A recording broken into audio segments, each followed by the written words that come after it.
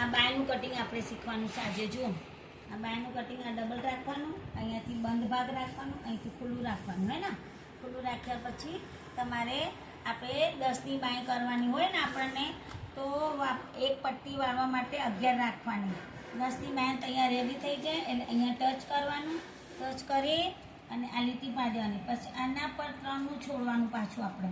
3નું છોડીને પછી આમ ટચ લીટી પાડવાની. લીટી પાડ્યા પછી તમારે અહીંયા જે આ લીટી પાડીને આપણે, તો આના પર 10નું ખાનું બનાવવાનું આપણે. આ 10નું ખાનું બનાવી દેવાનું. આ 10નું ખાનું બની ગયું. અહીંયાથી મોરી લેવાની છે 8 મોરી. જાડા ઇન્સાનની છે, જાડા માણસની બાય કરું છું હું, હો ને.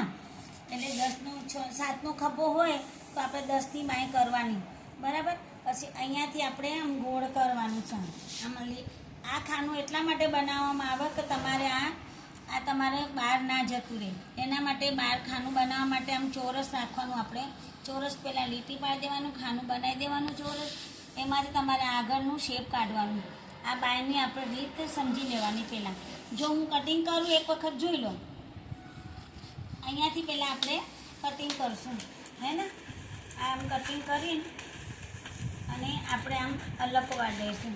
પછી આ જે ખભો હતો ને એ ખભાથી પછી આપણે મોરીનું કટિંગ કરવાનું. આ બાય તૈયાર થઈ ગઈ. આપણે બાય તૈયાર થઈ જાય એટલે 2 ભાગ આમ છૂટા પાડવાના. 2 ભાગ આમ છૂટા પાડી પછી આગળનું આપણે શેપ આપવાનું. આગળનું શેપ આપવા માટે આપણને અહીંયાથી ખાલી અંદરથી આમ કાઢવાનું છે. આટલું ઓછું ના થાય અને આટલું ઓછું ના થાય એટલા માટે આનું શેપ બનાવવાનું છે આપણે.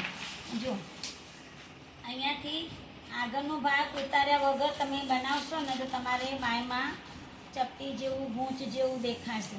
એટલે આ આટલું શેપ કાઢી નાખવાનું અને બાયને આમ રેડી કરી દેવાનું, બરાબર. બાયને તૈયાર કર્યા પછી તમને ખ્યાલ આવશે કે આગળનું પાછળનું કેવું લેવાનું. જો અલગ અલગ થઈ ગયું ને. આ બાયની સહેલાઈથી આપણે ખાનું બનાવીને કરી શકાય છે. જો તમને આ વિડીયો સરસ લાગ્યો હોય તો લાઈક કરજો, સબસ્ક્રાઈબ કરજો અને શેર કરજો. પ્રાર્થના બેન સીવણ ક્લાસ.